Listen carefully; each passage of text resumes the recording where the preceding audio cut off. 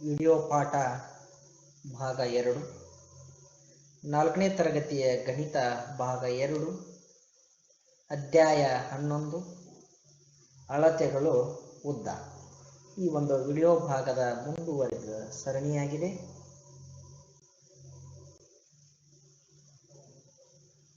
ಉದ್ದಳತೆಯ ಸಂಕಲನ. ವಿದ್ಯಾರ್ಥಿಗಳೇ, ಉದ್ದಳತೆಯ ಸಂಕಲನ ಒಂದು ಕಲಿಯುವಾಗ ನೀವು ಕೆಲವಿಷ್ಟು ಕಲಿಕಾಂಶಗಳ ಸಾಮರ್ಥ್ಯವನ್ನು ಹೊಂದುವಿರಿ. ಒಂದನೇದ್ದು ಉದ್ದಳತೆಗಳ ಸಂಕಲನ ಮಾಡುವೆ. ಎರಡನೇ ಕಲಿಕಾಂಶ ಉದ್ದಳತೆಯ ವ್ಯತ್ಯಾಸವನ್ನು ಕಂಡುಹಿಡಿಯುವ ವಿಧಾನವನ್ನು ಅರ್ಥ ಮಾಡಿಕೊಳ್ಳುವೆ. ಒಂದು ವಸ್ತುವಿನ ಉದ್ದವನ್ನು ಮತ್ತು ಎರಡು ಸ್ಥಳಗಳ ನಡುವಿನ ದೂರವನ್ನು ಅಂದಾಜು ಮಾಡುವೆ. ಈ ರೀತಿಯಾಗಿ 3 ಕಲಿಕಾಂಶಗಳನ್ನು ನೀನು ಹೊಂದುವೆ ಅಥವಾ 3 ಕಲಿಕಾಂಶಗಳ ಸಾಮರ್ಥ್ಯವನ್ನು ನಿನ್ನಲ್ಲಿ ಬೆಳೆಸಿಕೊಳ್ಳುವೆ. ವಿದ್ಯಾರ್ಥಿಗಳೇ, ಈಗಾಗಲೇ ನಾವು ಹಿಂದಿನ ವಿಡಿಯೋ ಪಾಠದಲ್ಲಿ ಕೆಲವು ಅಂಶಗಳನ್ನು ನೀವು ಕಲಿತಿದ್ದೀರಿ. ಆ ಅಂಶಗಳನ್ನು ನಾನು ನಿಮಗೆ ಮತ್ತೆ ಪುನರ್ಮನನ ಮಾಡಿಕೊಡುತ್ತೇನೆ. ಒಂದನೇದು ಅಳತೆ ಪಟ್ಟಿ ಮತ್ತು ಉದ್ದದ ಕಲ್ಪನೆ. ಅಂದ್ರೆ ಅಳತೆ ಪಟ್ಟಿಯ ಯಾವ ವಿಧದ ಅಳತೆ ಪಟ್ಟಿಗಳಿದ್ದು, ಆ ಒಂದು ಉದ್ದವನ್ನು ನಾವು ಹೇಗೆ ಅಳೆಯಬೇಕು, ಆ ಉದ್ದದ ಕಲ್ಪನೆ ಹೇಗೆ ಇತ್ತು ಅನ್ನೋದನ್ನು ನಾವು ಹಿಂದಿನ ಒಂದು ವಿಡಿಯೋ ಪಾಠದಲ್ಲಿ ನೋಡಿದ್ದೀವಿ ವಿದ್ಯಾರ್ಥಿಗಳೇ. ಅದೇ ರೀತಿಯಾಗಿ ಮೀಟರ್ನಿಂದ ಸೆಂಟಿಮೀಟರ್ಗೆ, ಸೆಂಟಿಮೀಟರ್ನಿಂದ ಮೀಟರ್ಗೆ ಹೇಗೆ ಪರಿವರ್ತಿಸಬೇಕು ಅನ್ನೋದು ನಾವು ನೋಡಿದ್ದೀವಿ. ಮೀಟರ್ನಿಂದ ಸೆಂಟಿಮೀಟರ್ಗೆ ಹೇಗೆ ಪರಿವರ್ತಿಸುವುದು ಅಂದ್ರೆ 1 ಮೀಟರ್ = 100 ಸೆಂಟಿಮೀಟರ್ ಅಂತ ಕಲ್ತಿದ್ದೀರಿ. ಸೆಂಟಿಮೀಟರಿಂದ ಮೀಟರ್ಗೆ ಹೇಗೆ ಪರಿವರ್ತಿಸುವುದು, 100 ಸೆಂಟಿಮೀಟರ್ = 1 ಮೀಟರ್ ಅಂತ ಕಲ್ತಿದ್ದೀರಿ. ಈ ರೀತಿಯಾದಂತಹ ಒಂದು ಪರಿಕಲ್ಪನೆಗಳನ್ನು ನಾವು ಹಿಂದಿನ ಒಂದು ವಿಡಿಯೋ ಪಾಠದಲ್ಲಿ ಕಲ್ತಿದ್ದೆವು. ಅದನ್ನು ನಿಮಗೆ ನಾನು ಪುನರ್ಮನನ ಮಾಡಿ ಕೊಡಲು ಬಯಸಿದ್ದೇನೆ. ಅದರ ಮೇಲೆ ಸಾಕಷ್ಟು ಸಮಸ್ಯೆಗಳನ್ನು, ಅದರ ಮೀಟರ್ದಿಂದ ಸೆಂಟಿಮೀಟರ್ಗೆ, ಸೆಂಟಿಮೀಟರ್ದಿಂದ ಮೀಟರ್ಗೆ ಹೇಗೆ ಪರಿವರ್ತಿಸಬೇಕು ಅನ್ನೋದನ್ನು ಉದಾಹರಣೆಗಳ ಮೂಲಕ ಅಥವಾ ಸಮಸ್ಯೆಗಳ ಮೂಲಕ ನಾವು ಏನು ಮಾಡಿದೆವು, ಬಿಡಿಸಿದ್ದೇವೆ. ಅದೇ 4ನೇದು ಏನಪ್ಪ ಅಂದ್ರೆ ಸಮಸ್ಯೆಗಳನ್ನು ಬಿಡಿಸಿದ್ದೇವೆ. ಇದೇ ರೀತಿಯಾಗಿ ವಿದ್ಯಾರ್ಥಿಗಳೇ, ಇಲ್ಲಿ ನಾವು ಏನಪ್ಪ ಅಂತಂದ್ರೆ ಉದ್ದಳತೆಯ ಸಂಕಲನ ಒಂದು ಉದಾಹರಣೆಯ ಮೂಲಕ ನೋಡೋಣ. ಒಂದು ಸಮಸ್ಯೆ ಇಲ್ಲಿ ಗಮನಿಸೋಣ. ಒಂದನೇ ಸಮಸ್ಯೆ ಏನಂದ್ರೆ, ಕೀರ್ತಿ ಹತ್ತಿರ 5 ಮೀಟರ್ ಉದ್ದದ ರಿಬ್ಬನ್ ಇದೆ. ರಿಬ್ಬನ್ ನೋಡಿದ್ರಲ್ಲ ಮಕ್ಕಳೇ? ಓಕೆ. ಕೀರ್ತಿ ಹತ್ತಿರ 5 ಮೀಟರ್ ಉದ್ದದ ರಿಬ್ಬನ್ ಇದೆ. ಕಿರಣ ಹತ್ತಿರ 3 ಮೀಟರ್ ಉದ್ದದ ರಿಬ್ಬನ್ ಇದೆ. ಹಾಗಾದರೆ ಅವರ ಇಬ್ಬರ ಬಳಿ ಇರುವ ರಿಬ್ಬನ್ಗಳ ಒಟ್ಟು ಉದ್ದವೇನು? ಈ ಒಂದು ಲೆಕ್ಕಕ್ಕೆ ಸಂಬಂಧಪಟ್ಟಂತೆ ಇಲ್ಲಿ ಒಂದು ಚಿತ್ರವನ್ನು ಗಮನಿಸಿ. ಇಲ್ಲಿ ಏನಪ್ಪಾ ಅಂತಂದ್ರೆ, ಇಲ್ಲಿ ಕೀರ್ತಿ ಮತ್ತು ಕಿರಣ್ ಇದ್ದಾರೆ. ಅವರು ಇಬ್ಬರು ಒಂದು ರಿಬ್ಬನ್ ಪಟ್ಟಿಯನ್ನು ಹಿಡಿದಿದ್ದಾರೆ. ಅದಕ್ಕೆ ಕೀರ್ತಿ ಹತ್ತಿರ 5 ಮೀಟರ್, ಕಿರಣನ ಹತ್ತಿರ 3 ಮೀಟರ್ ಉದ್ದದ ರಿಬ್ಬನ್ ಇದೆ. ಹಾಗಾದರೆ ಒಟ್ಟು ಅವರಿಬ್ಬರ ಬಳಿ ಇರತಕ್ಕಂಥ ರಿಬ್ಬನ್ ಪಟ್ಟಿ ಎಷ್ಟು? ಅದನ್ನ ಒಂದು ಪರಿಹಾರದ ಮೂಲಕ ಅಥವಾ ಈ ಸಮಸ್ಯೆಯನ್ನು ಬಿಡಿಸುವುದರ ಮೂಲಕ ನಾವೇನ್ ಮಾಡೋಣ ನೋಡೋಣ. ಕೀರ್ತಿಯ ಬಳಿ ಇರುವ ರಿಬ್ಬನ್ನಿನ ಒಟ್ಟು ಉದ್ದ. ಕೀರ್ತಿಯ ಬಳಿ ಇರುವ ರಿಬ್ಬನ್ನಿನ ಒಟ್ಟು ಉದ್ದ. ಕೀರ್ತಿಯ ಬಳಿ ಇರುವ ರಿಬ್ಬನ್ನ ಒಟ್ಟು ಉದ್ದ = ಎಷ್ಟು ಕೊಟ್ಟಿದ್ದಾನೆ? 5 ಮೀಟರ್ ಕೊಟ್ಟಿದ್ದಾನೆ. ಅದೇ ರೀತಿ ಕಿರಣನ ಬಳಿ ಇರುವ ರಿಬ್ಬನ್ನಿನ ಒಟ್ಟು ಉದ್ದ 3 ಮೀಟರ್. ಕಿರಣನ ಬಳಿ ಇರುವ ರಿಬ್ಬನ್ನಿನ ಉದ್ದ 3 ಮೀಟರ್. ಹಾಗಾದರೆ ಇಬ್ಬರು ಬಳಿ ಇರುವ ಒಟ್ಟು ರಿಬ್ಬನ್ನಿನ ಉದ್ದ ಎಷ್ಟು? ಅಂದ್ರೆ ಕೀರ್ತಿಯ ಬಳಿ 5 ಮೀಟರ್ ಇದೆ, ಕಿರಣನ ಬಳಿ 3 ಮೀಟರ್ ಇದೆ. 5 ಮೀಟರ್ ಕೂಡಿಸು 3 ಮೀಟರ್ ಒಟ್ಟು ಎಷ್ಟು ಮೀಟರ್ ಆಗುತ್ತೆ? 8 ಮೀಟರ್.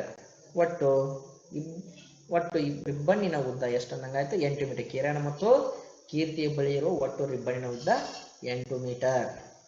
ಮತ್ತೆ ಮುಂದಿನ ಇನ್ನೊಂದು ಸಮಸ್ಯೆನ ನೋಡೋಣ.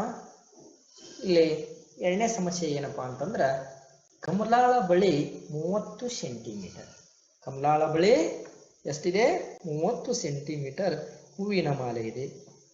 ಅದೇ ರೀತಿ ಹೇಮಾಳ ಬಳಿ 45 ಸೆಂಟಿಮೀಟರ್ ಹೂವಿನ ಮಾಲೆ ಇದೆ.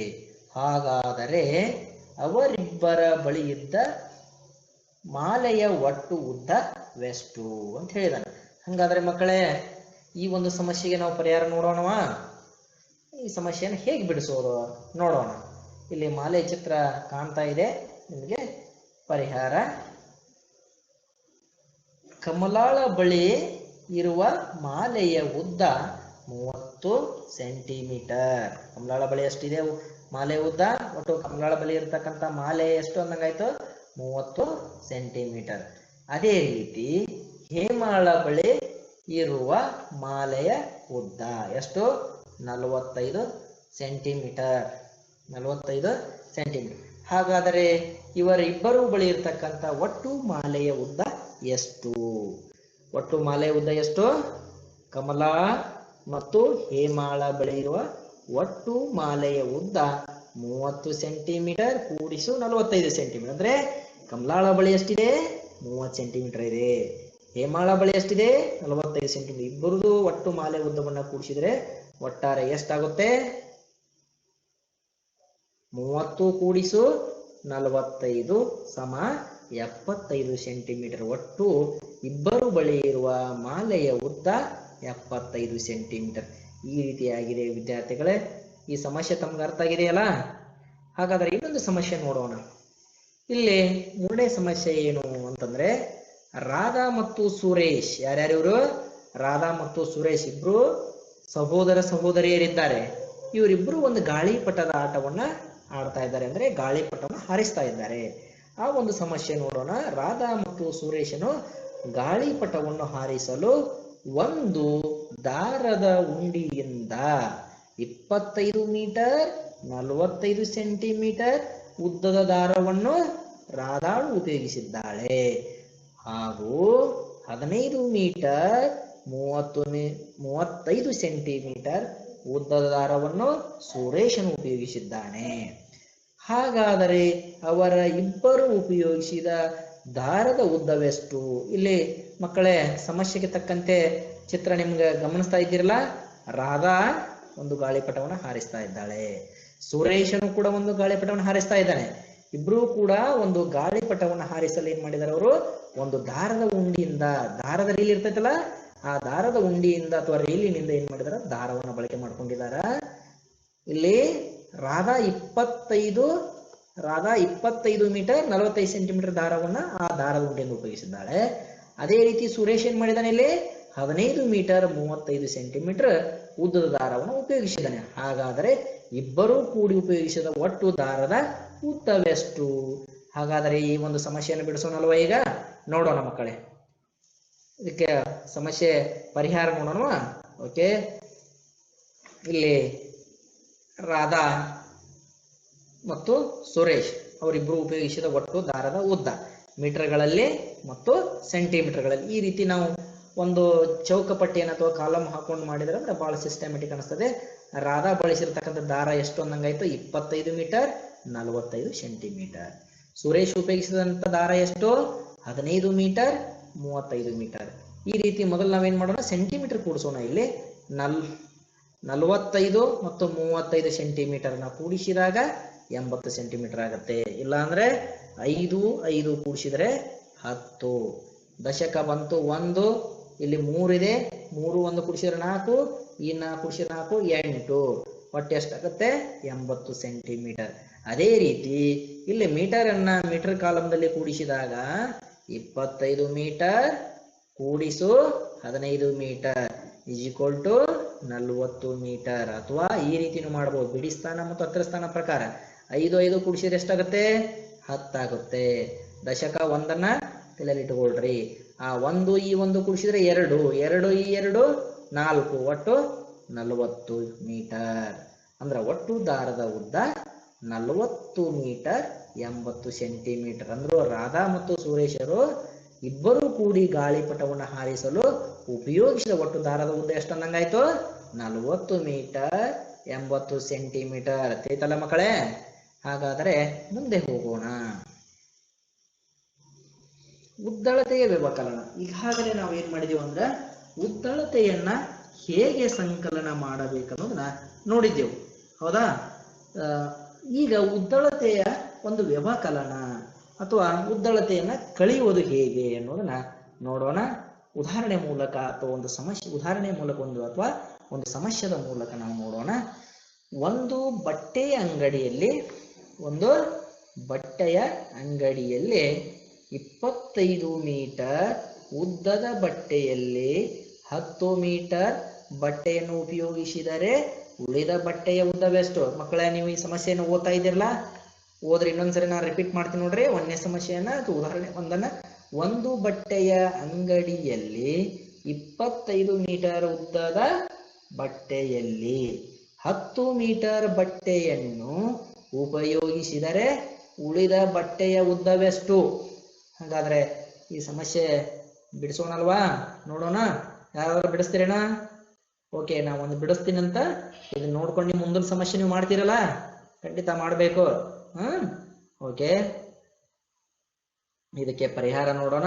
ಬಟ್ಟೆ ಅಂಗಡಿಯಲ್ಲಿ ಹೋದಾಗ ನಿಮಗೆ ಮಕ್ಕಳೇ ಈ ರೀತಿ ಚಿತ್ರಗಳನ್ನು ನೀವು ಕಾಣಬಹುದು. ಇದು ಬಟ್ಟೆ ಅಂಗಡಿಯ ವ್ಯಾಪಾರಿಯ ಚಿತ್ರ. ಆ ಬಟ್ಟೆ ಅಂಗಡಿಯಲ್ಲಿ ಬಟ್ಟೆಯ ತಾಣಿನಲ್ಲಿರ್ತಕ್ಕಂಥ ಬಟ್ಟೆಯನ್ನ ಒಂದು ಕಟ್ ಮಾಡಿಕೊಡ್ತಕ್ಕಂಥ ಚಿತ್ರ. ಈ ಬಟ್ಟೆ ಅಂಗಡಿಯ ಒಂದು ಸಮಸ್ಯೆಯನ್ನು ತೆಗೆದುಕೊಂಡಾಗ ಅದರ ಕಲ್ಪನೆ ನಿಮ್ಗೆ ಇರ್ತೈತಿ ಅಂತ ನಾನು ಭಾವಿಸಿದ್ದೀನಿ ಅಥವಾ ತಿಳಿದುಕೊಂಡಿದ್ದೀನಿ ವಿದ್ಯಾರ್ಥಿಗಳೇ. ಅದಕ್ಕೆ ತಕ್ಕಂತೆ ಇಲ್ಲಿ ನಿಮಗೆ ಚಿತ್ರ ಕಾಣಬಹುದು. ಹಾಗಾದ್ರೆ ಈ ಸಮಸ್ಯೆಗೆ ನಾವು ಪರಿಹಾರ ನೋಡೋಣ. ಅಂಗಡಿಯಲ್ಲಿದ್ದ ಒಟ್ಟು ಬಟ್ಟೆಯ ಉದ್ದ. ಅಂಗಡಿಯಲ್ಲಿದ್ದ ಬಟ್ಟೆಯ ಉದ್ದ ಎಷ್ಟು ಅಂದಂಗಾಯ್ತು? 25 ಮೀಟರ್. ಅಂಗಡಿಯಲ್ಲಿದ್ದ ಒಟ್ಟು ಬಟ್ಟೆಯ ಉದ್ದ 25 ಮೀಟರ್. ಅಲ್ಲಿ ಸಮಸ್ಯೆಯಲ್ಲಿ ನೀವು ಓದ್ರಿ, ಒಂದು ಬಟ್ಟೆಯ ಅಂಗಡಿಯಲ್ಲಿ 25 ಮೀಟರ್ ಬಟ್ಟೆ ಇದೆ ಅಂತ ಹೇಳಿದಾರ. ಅದರ ಉದ್ದ ಎಷ್ಟು ಅಂದಂಗಾಯ್ತು? 25 ಮೀಟರ್. ಹಾಗಾದರೆ ಬಳಸಿದ ಬಟ್ಟೆಯ ಉದ್ದ ಎಷ್ಟು? ಅವನು ಬಳಸ್ಯಾನ. ಒಂದು 25 ಮೀಟರ್ ಬಟ್ಟೆಯಲ್ಲಿ ಎಷ್ಟು ಮೀಟರ್ ಬಟ್ಟೆ ಬಳಸಿದಾರಂತವ್ರು? 10 ಮೀಟರ್ ಬಟ್ಟೆಯನ್ನು ಬಳಸಿದಾರೆ. ಅದನ್ನ ನಾ ಇಲ್ಲಿ ಬರ್ಕೊಂಡಿದ್ದೀನಿ. ಬಳಸಿದ ಬಟ್ಟೆಯ ಉದ್ದ ಎಷ್ಟಂತ ಮಕ್ಕಳಲ್ಲಿ? 10 ಮೀಟರ್. ಓದ್ತಾ ಇದ್ದೀರಲ್ಲ, ನೋಡ್ತಾ ಇದ್ದೀರಲ್ಲ? ಓಕೆ, ಈ ಕಡೆ ಲಕ್ಷ ಈ ಕಡೆ ಇರಲಿ. ಸಮಸ್ಯೆ ಬಿಡಿಸೋದ್ರ ಕಡೆಯಲ್ಲಿ ಸೂಕ್ಷ್ಮ ಗಮನಿಸ್ಬೇಕು ಇಲ್ಲಿ ನಾವು. ಹಾಗಾದರೆ ಉಳಿದ ಬಟ್ಟೆಯ ಉದ್ದ ಎಷ್ಟು? ಅವನ ಈ ಒಂದು ಸಮಸ್ಯೆಯಲ್ಲಿ ಕೇಳಿದ ಪ್ರಶ್ನೆ ಏನು? 25 ಮೀಟರ್ ಉದ್ದದ ಬಟ್ಟೆಯಲ್ಲಿ 10 ಮೀಟರ್ ಬಟ್ಟೆಯನ್ನು ಉಪಯೋಗಿಸಿದಾಗ ಉಳಿದ ಬಟ್ಟೆ ಎಷ್ಟು ಅಥವಾ ಬಟ್ಟೆಯ ಉದ್ದವೆಷ್ಟು ಅಂತ ಏನ್ ಮಾಡಿದಾನ ಅವನು ಕೇಳಿದಾನ. ಅದೇ ರೀತಿ ಉಳಿದ ಬಟ್ಟೆಯ ಉದ್ದ ಎಷ್ಟಾಗತ್ತೆ? 25ರಲ್ಲಿ 10 ಕಳೆದಾಗ 25 ಮೀಟರ್ದಲ್ಲಿ 10 ಮೀಟರ್ ಬಟ್ಟೆಯನ್ನು ವ್ಯವಕಲನ ಮಾಡಿದಾಗ ಉಳಿತಕ್ಕಂಥ ಬಟ್ಟೆಯ ಉದ್ದ ಎಷ್ಟು ಅಂತಂದ್ರೆ 15 ಮೀಟರ್. ಅರ್ಥ ಆಯ್ತಲ್ಲ ಮಕ್ಕಳೇ? ಈ ರೀತಿ ತಾವು ಇಂತಹ ಸಮಸ್ಯೆಗಳನ್ನು ಕೊಟ್ಟಾಗ ನೀವೇನ್ ಮಾಡಬೇಕು? ಬಿಡಿಸ್ಬೇಕು. ಇದು ಉದ್ದಳತೆಯ ವ್ಯವಕಲನ. ಉದ್ದಗಳಲ್ಲಿ ಅಳತೆಯನ್ನ ವ್ಯವಕಲನ ಹೇಗೆ ಮಾಡೋದು ಅನ್ನೋದು ನಾವು ಕಲ್ತಿದ್ದೇವೆ. ಅದೇ ರೀತಿ ಮುಂದೆ ಇನ್ನೊಂದು ಸಮಸ್ಯೆಯನ್ನು ನೋಡೋಣ ವಿದ್ಯಾರ್ಥಿಗಳೇ. ಒಂದು ದಾರದ ಉಂಡಿಯಲ್ಲಿ, ಸಮಸ್ಯೆಯನ್ನು ನೋಡ್ತಾ ಇದ್ದೀರಲ್ಲ, ಗಮನಿಸ್ತಾ ಇದ್ದೀರಲ್ಲ? ಇಲ್ಲಿ ದಾರದ ಉಂಡಿ ಕಾಣ್ತದ ನಿಮ್ ಕಣ್ಣಿನ ಚಿತ್ರ. ಈ ರೀತಿ ದಾರದ ಉಂಡಿಯಲ್ಲಿ ಏನ್ ಮಾಡಿದಾರೆ ಅಂದ್ರೆ 450 ಮೀಟರ್ ಅಂದ್ರೆ 450 ಮೀಟರ್ ದಾರ ಇದೆ. ಒಂದು ದಾರದ ಉಂಡಿಯಲ್ಲಿ 450 ಮೀಟರ್ ದಾರ ಇದೆ. ಅದರಲ್ಲಿ ಅಂಗಡಿಯವನು ಏನ್ ಮಾಡಿದಾನಂದ್ರೆ ಇದರಿಂದ 170 ಮೀಟರ್ ಉದ್ದದ ದಾರವನ್ನು ಮಾರಿದ್ದಾರೆ. ಒಂದು ದಾರದ ಉಂಡಿ ಇದೆ, ಅದ್ರಾಗ ಏನ್ ಮಾಡತ್ತಾನ ಅಂಗಡಿ ಒಳಗೆ ಒಂದು ದಾರದ ಉಂಡಿ ಇದೆ. ಈ ರೀತಿ ಅಲ್ಲಿ 450 ಮೀಟರ್ ಉದ್ದ ದಾರದ ಉಂಡಿ ಇದೆ. ಅದರಲ್ಲಿ 170 ಮೀಟರ್ ಏನ್ ಮಾಡಿದಾನ ಉದ್ದ ದಾರವನ್ನು ಮಾರಿದಾನೆ. ಹಾಗಾದ್ರೆ 450 ಮೀಟರ್ದಲ್ಲಿ 170 ಮೀಟರ್ ದಾರವನ್ನು ಮಾರಿದರೆ ಆ ದಾರದ ಉಂಡಿಯಲ್ಲಿ ಉಳಿಯುವ ದಾರದ ಉದ್ದವೆಷ್ಟು? ನಾವು ನೋಡೋಣ ಮಕ್ಕಳೇ. ಇದನ್ನ ಈ ಸಮಸ್ಯೆಗೆ ಉತ್ತರ ಕಂಡುಹಿಡಿಯೋಣ. ಹಾಗಾದ್ರೆ ಬಿಡಿಸೋಣವಾ? ಏನ್ ಯಾರಾದ್ರೂ ಬಿಡಿಸ್ತೀರಾ? ಪ್ರಯತ್ನಿಸಿ ನೋಡೋಣ. ಓಕೆ, ಬಿಡಿಸೋಣ, ನೋಡೋಣ. ದಾರದ ಉಂಡಿಯಲ್ಲಿರುವ ಒಟ್ಟು ದಾರದ ಉದ್ದ ಎಷ್ಟಪ್ಪ? Very good. ಅಲ್ಲಿ ಹೇಳ್ತಾ ಇದ್ದಾನೆ ನೋಡೋಣ, 450 ಮೀಟರ್ ಅಂತ ಹೇಳ್ತಾ ಇದ್ದಾನೆ. ಓಕೆ, ಹಾಗಾದ್ರೆ ಅಂಗಡಿಯವನು ಎಷ್ಟು ಮೀಟರ್ ಉದ್ದದ ದಾರವನ್ನು ಬಳಸಿದಾನೆ? ಅವನು ಅಂಗಡಿಯವನು ಮಾರಿದ ದಾರದ ಉದ್ದ ಎಷ್ಟು ಅಂದಂಗಾಯ್ತು? 170 ಮೀಟರ್. 450 ಮೀಟರ್ದಲ್ಲಿ ಅವನ ಎಷ್ಟು ದಾರವನ್ನು ಮಾರ್ಯಾಣ? 170 ಮೀಟರ್ ಮಾರ್ಯಾಣ. ಹಾಗಾದರೆ 450 ಮೀಟರ್ದಲ್ಲಿ 170 ಮೀಟರ್ ದಾರ ಮಾರಿದರೆ 28 ಮೀಟರ್ ದಾರ ಉಳಿಯುತ್ತೆ. ಹಾಗಾದ್ರೆ ಉಂಡೆಯಲ್ಲಿ ಉಳಿಯುವ ದಾರದ ಉದ್ದ ಎಷ್ಟು ಅಂದಂಗಾಯ್ತು? 28 ಮೀಟರ್. ಈ ರೀತಿ ನಾವು ಇಂಥ ಸಮಸ್ಯೆಗಳನ್ನು ಕೊಟ್ಟಾಗ ವಿದ್ಯಾರ್ಥಿಗಳೇ ನಾವೇನ್ ಮಾಡಬೇಕು? ಸಮಸ್ಯೆಯನ್ನ ಬಿಡಿಸಬೇಕು. ಬಿಡಿಸ್ತಿರಲ್ಲ ನೀವು? ಅಂದ್ರೆ ಒಂದು ದಾರದ ಉಂಡಿಯಲ್ಲಿ 450 ಮೀಟರ್ ಇತ್ತು. ಅದರಲ್ಲಿ 170 ಮೀಟರ್ ದಾರವನ್ನ ಅಂಗಡಿಯವನು ಏನ್ ಮಾಡ್ದ? ಬೇರೆದವರಿಗೆ ಮಾರಿದ. ಉಳಿದಿರ್ತಕ್ಕಂಥ ದಾರದ ಉಂಡೆಯಲ್ಲಿ ಉಳಿದಿರ್ತಕ್ಕಂಥ ಒಟ್ಟು ಉದ್ದ ಎಷ್ಟು ಅಂದಂಗಾಯ್ತು? 28 ಮೀಟರ್. ಈ ರೀತಿ ನಾವು ನೋಡಿದೆವು. ಇಲ್ಲಿ ಕೆಲವಿಷ್ಟು ಅಂಶಗಳನ್ನು ನಾವು ತಿಳ್ಕೋಬೇಕು. ಇದು ಖಂಡಿತವಾಗಿ ನಾವು ತಿಳಿದಿರಲೇಬೇಕು. ವಿದ್ಯಾರ್ಥಿಗಳೇ, ನಾವು ಮೀಟರ್ ಪಟ್ಟಿಯನ್ನು ಗಮನಿಸಿದಾಗ ಅಥವಾ ಸ್ಕೇಲನ್ನು ಗಮನಿಸಿದಾಗ ಅದರಲ್ಲಿ ಅಥವಾ ಲೆಕ್ಕದಲ್ಲಿ ಸಮಸ್ಯೆಯಲ್ಲಿ ಈ ರೀತಿ 1/4 ಮೀಟರ್, 1/4 1/4 ಮೀಟರ್ ಅಂತ ಕೊಟ್ಟಾಗ ಅದು ಏನಪ್ಪ ಅಂದ್ರೆ ಮೀಟರ್ದ 4ನೇ 1 ಭಾಗದಷ್ಟು ಅಂದ್ರೆ 100 ಸೆಂಟಿಮೀಟರ್ಗಳಲ್ಲಿ 1 ಭಾಗ ಮಾತ್ರ ಉಪಯೋಗಿಸ್ದಂಗ. ಅಂದ್ರೆ 1/4 ಮೀಟರ್ ಅಂದ್ರೆ ಎಷ್ಟು? 25 ಸೆಂಟಿಮೀಟರ್. 1 ಮೀಟರ್ ಅಂದ್ರೆ 100 ಸೆಂಟಿಮೀಟರ್ ಇದೆ, ಅದರಲ್ಲಿ 25 25 25 25 4 ಭಾಗಗಳ ಮಾಡಿದಾಗ ಆ 4 ಭಾಗಗಳಲ್ಲಿ 1 ಭಾಗ ಅಂತ ಅರ್ಥ. ಅದಕ್ಕೆ 4ನೇ 1 ಮೀಟರ್ ಅಂದ್ರೆ ಎಷ್ಟು? 25 ಸೆಂಟಿಮೀಟರ್. ಒಂದು ಇಲ್ಲಿ ಒಂದು ಮೀಟರ್ ಪಟ್ಟಿ ಇದೆಯಲ್ಲ, ಈ ಮೀಟರ್ ಪಟ್ಟಿಯ ಚಿತ್ರವನ್ನು ಗಮನಿಸಿದಾಗ ಇದರಲ್ಲಿ 0ದಿಂದ 100 ಸೆಂಟಿಮೀಟರ್ದಷ್ಟು ಅಳತೆಗಳಿರ್ತಾವೆ. ಆ 100ರಲ್ಲಿ 4 ಭಾಗಗಳಾಗಿ ಮಾಡಿದಾಗ 4 ಭಾಗಗಳಂದ್ರೆ ಪ್ರತಿಯೊಂದು ಭಾಗ 25 ಸೆಂಟಿಮೀಟರ್ ಹೊಂದಿರ್ತೈತಿ. ಅದಕ್ಕೆ 4 ಭಾಗದಲ್ಲಿ 1 ಭಾಗ ಅಂದ್ರೆ 25 ಸೆಂಟಿಮೀಟರ್. 2 ಭಾಗ ಅಂದ್ರೆ ಎಷ್ಟು? 1 ಭಾಗ ಅಂದ್ರೆ 25 ಸೆಂಟಿಮೀಟರ್, 2 ಭಾಗ ಅಂದ್ರೆ ಓಕೆ 50 ಸೆಂಟಿಮೀಟರ್. ಅದಕ್ಕೆ ಅರ್ಧ ಭಾಗ, ಮೀಟರ್ ಪಟ್ಟಿಯ ಅರ್ಧ ಭಾಗ ಅಂದ್ರೆ 2ನೇ 1ರಷ್ಟು. ಆ ಮೀಟರ್ ಪಟ್ಟಿಯನ್ನು 2 ಭಾಗ ಮಾಡಿದಾಗ 4 ಭಾಗ ಮಾಡಿದಾಗ ಅದ್ರ 1 ಭಾಗ 25 ಸೆಂಟಿಮೀಟರ್ ಆಗುತ್ತೆ. ಅದ ಮೀಟರ್ ಪಟ್ಟಿ 100 ಸೆಂಟಿಮೀಟರ್ ಐತಿ, ಅದನ್ನ 2 ಭಾಗ ಮಾಡಿದ ಅಂದ್ರೆ ಈ ಕಡೆ 50 ಈ ಕಡೆ 50 ಅಂದ್ರೆ 2ನೇ 1 ಅಂದ್ರೆ ಎಷ್ಟು ಅಂದಂಗಾಯ್ತು? 50 ಸೆಂಟಿಮೀಟರ್. ಹೌದಾ? ಅದೇ ರೀತಿ 4 ಭಾಗಗಳಲ್ಲಿ 3 ಭಾಗ ಅಂದಾಗ ಅದು ಎಷ್ಟಾಗತ್ತೆ? 75 ಸೆಂಟಿಮೀಟರ್. 75 ಸೆಂಟಿಮೀಟರ್.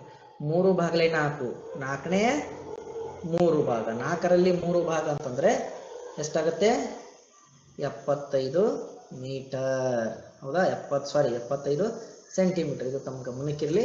ಇಲ್ಲಿ ಸ್ವಲ್ಪ ಮಿಸ್ಟೇಕ್ ಆಗಿದೆ, ಅದು 75 ಆಗಬೇಕಾಗಿತ್ತು, ನಾನು 25 ಅಂತ ಬರೆದಿದ್ದೀನಿ. ಅದನ್ನು ನಾವು 75 ಅಂತ ಭಾವಿಸ್ಕೋಬೇಕು. ಹೌದಾ? ಒಂದು ಮೀಟರ್ ಪಟ್ಟಿಯನ್ನು 4 ಭಾಗ ಮಾಡಿದಾಗ ನಾವು 3 ಭಾಗ ತಗೊಂಡೇವೆ ಅಂದ್ರೆ 1 ಭಾಗ ತಗೊಂಡ್ರೆ 25 ಸೆಂಟಿಮೀಟರ್, 2 ಭಾಗ ತಗೊಂಡ್ರೆ 50 ಸೆಂಟಿಮೀಟರ್. ಹೌದಾ? 3 ಭಾಗ ತಗೊಂಡ್ರೆ ಎಷ್ಟು ಅಂದಂಗಾಯ್ತು? ಇದು 75 ಸೆಂಟಿಮೀಟರ್. ನಾ ಇಲ್ಲಿ ತಿದ್ದೀವಿ ನೋಡ್ರಿ. ಇದು 7 ಅಂತ ಹೋದ್ರೆ 75 ಸೆಂಟಿಮೀಟರ್ ಆಗುತ್ತೆ. ಈ ರೀತಿ ನಾವು ಅಂಶಗಳನ್ನ ತಮ್ಮ ಗಮನದಲ್ಲಿ ಇರಬೇಕು. ಇವನು ಖಂಡಿತ ನೆನಪಿಡ್ತಿರಲ್ಲ. ಮೀಟರ್ ಪಟ್ಟಿ 4ನೇ 1 ಭಾಗ ಅಂದ್ರೆ 25 ಸೆಂಟಿಮೀಟರ್, 4 ಭಾಗದಲ್ಲಿ 1 ಭಾಗ. 2 ಭಾಗ ಅಂದ್ರೆ 50 ಸೆಂಟಿಮೀಟರ್. ಅದಕ್ಕೆ 50 ಸೆಂಟಿಮೀಟರ್ ಎಷ್ಟು ಅಂತೇವೆ ನಾವು?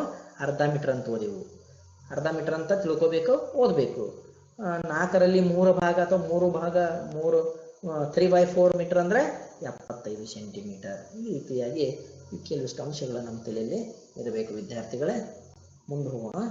ಸೂಕ್ತ ಮೂಲಮಾನವನ್ನು ಉಪಯೋಗಿಸುವುದು ಅಂದ್ರೆ ವಿದ್ಯಾರ್ಥಿಗಳೇ, ನಮ್ಮ ದೈನಂದಿನ ಜೀವನದಲ್ಲಿ ಅಥವಾ ದಿನನಿತ್ಯ ಜೀವನದಲ್ಲಿ ನಾವು ಮೂಲಮಾನಗಳನ್ನು ಹೇಗೆ ಉಪಯೋಗಿಸಬೇಕು, ಯಾವ್ಯಾವ ವಸ್ತುಗಳಿಗೆ ಅಥವಾ ಎಷ್ಟೆಷ್ಟು ಅಂತರಗಳಿಗೆ, ಸಮೀಪದ ಅಂತರ ಇದ್ದಾಗ ಏನು ಯಾವ ರೀತಿ ಮೂಲಮಾನ ಉಪಯೋಗಿಸಬೇಕು, ಬಹಳಷ್ಟು ದೂರವಿದ್ದಾಗ ಅಲ್ಲಿ ಮೂಲಮಾನವನ್ನು ಹೇಗೆ ಉಪಯೋಗಿಸಬೇಕು, ಮತ್ತು ಕೆಲವಿಷ್ಟು ಚಿಕ್ಕ ಚಿಕ್ಕ ವಸ್ತುಗಳನ್ನು ಅಳತೆ ಮಾಡುವಾಗ ನಾವು ಯಾವ ರೀತಿ ಮಾಪನವನ್ನು ಉಪಯೋಗಿಸಬೇಕು ಅನ್ನೋದು ನೋಡೋಣ. ಅದಕ್ಕೆ ಸೂಕ್ತ ಮೂಲಮಾಪನ ಉಪಯೋಗಿಸುವುದು.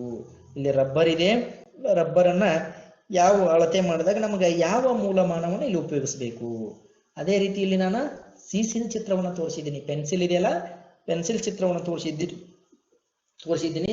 ಇದನ್ನು ಅಳತೆ ಮಾಡುವಾಗ ನಾವು ಯಾವ ರೀತಿಯ ಮೂಲಮಾಪನವನ್ನು ಉಪಯೋಗಿಸಬೇಕು. ಮತ್ತು ಗುಂಡು ಸೂಜಿಗಳು ಅಂದ್ರೆ ಟಾಚ್ನಿ ಅಥವಾ ಪಿನ್ಗಳಂತೀವಲ್ಲ, ಇದು ಬಹಳಷ್ಟು ತಿಳು ಇರ್ತದೆ. ಇಲ್ಲಿ ಕೂಡ ನಾವು ಯಾವ ರೀತಿಯ ಮೂಲಮಾನ ಉಪಯೋಗಿಸ್ಬೇಕು. ಯಾರಾದರೂ ಊಹಿಸಿ ಹೇಳ್ತೀರಾ? ನಾನು ಹೇಳ್ತೀರಾ? ಓಕೆ. ರಬ್ಬರ್, ಪೆನ್ಸಿಲ್ ಮತ್ತು ಗುಂಡು ಸೂಜಿ ಇವುಗಳನ್ನ ಯಾವ ಮೂಲಮಾನದಿಂದ ಗುರುತಿಸುತ್ತೀರಿ ಅಥವಾ ಇವುಗಳಿಗೆ ಅಳತೆ ಮಾಡಬೇಕಾದ್ರೆ ಯಾವ ಮೂಲಮಾಪನವನ್ನು ಉಪಯೋಗಿಸುತ್ತೀರಿ? ಅಲ್ಲೊಬ್ಬನು ಹೇಳ್ತಾ ಇದ್ದಾನೆ, ಏನು? ಸೆಂಟಿಮೀಟರ್. Very good. ಉತ್ತರ ಏನಂದಂಗಾಯ್ತು? ಸೆಂಟಿಮೀಟರ್. ಚಿಕ್ಕ ಚಿಕ್ಕ ವಸ್ತುಗಳನ್ನ ನಾವು ಅಳತೆ ಮಾಡುವಾಗ ಅವುಗಳಿಗೆ ಮೂಲಮಾಪನವನ್ನ ಅಥವಾ ಮೂಲಮಾನವನ್ನ ನಾವೇನಂತ ಉಪಯೋಗಿಸಬೇಕು? ಸೆಂಟಿಮೀಟರ್. ಇದಕ್ಕಿಂತ ಸ್ವಲ್ಪ ಹೆಚ್ಚಿನ ದೊಡ್ಡ ವಸ್ತುಗಳಾಗಿರ್ಬೋದು ಅಥವಾ ಸ್ವಲ್ಪ ಹೆಚ್ಚಿನ ದೂರ ಇರ್ತಕ್ಕಂಥ ಅಂತರ ಇರ್ತಕ್ಕಂಥ ಅಳತೆಗಳನ್ನು ಉಪಯೋಗಿಸುವ ಯಾವ ರೀತಿಯಾದಂಥ ಮೂಲಮಾನವನ್ನು ಉಪಯೋಗಿಸಬೇಕು ಅನ್ನೋದನ್ನ ಇಲ್ಲಿ ನಾವೇನು ಮಾಡೋಣ ನೋಡೋಣ. ನಿಮ್ಮ ಒಂದು ಶಾಲಾ ಕೊಠಡಿಯಲ್ಲಿ ಇರ್ತಕ್ಕಂಥ ಬ್ಲ್ಯಾಕ್ ಬೋರ್ಡ್ ಅಥವಾ ಗ್ರೀನ್ ಬೋರ್ಡ್ ಆ ಗ್ರೀನ್ ಬೋರ್ಡ್ ಅಥವಾ ಕಪ್ಪು ಹಲಿಗೆ ಆಗಿರ್ಬೋದು, ಹಸಿರು ಹಲಿಗೆ ಆಗಿರ್ಬೋದು, ಅದರ ಒಂದು ಉದ್ದವನ್ನು ಅಳತೆ ಮಾಡಬೇಕಾದ್ರೆ ಯಾವ ರೀತಿ ಮೂಲಮಾಪನವನ್ನು ಉಪಯೋಗಿಸಬೇಕು. ಅದೇ ರೀತಿ ಒಬ್ಬ ಕಾರ್ಮಿಕರು ಅಥವಾ ವರ್ಕರ್ಸ್ ಆಗಿರ್ಬೋದು, ಅಥವಾ ನಿಮ್ಮ ಶಾಲಾ ಒಂದು ಆಟದ ಮೈದಾನವನ್ನು ಅಳತೆ ಮಾಡುವಾಗ ಯಾವ ರೀತಿ ಮೂಲಮಾಪನವನ್ನು ನೀವು ಉಪಯೋಗಿಸಬೇಕು. ಅದೇ ರೀತಿ ಬಟ್ಟೆ ಅಂಗಡಿಗೆ ನೀವು ಭೇಟಿ ಕೊಟ್ಟಾಗ ಆ ಬಟ್ಟೆ ಅಂಗಡಿಯನ್ನು ಬಟ್ಟೆಯನ್ನು ಅಳತೆ ಮಾಡಬೇಕಾದ್ರೆ ಯಾವ ರೀತಿ ಮೂಲಮಾಪನವನ್ನು ಉಪಯೋಗಿಸ್ತಾನೆ, ಇದನ್ನು ಗಮನಿಸಬೇಕು.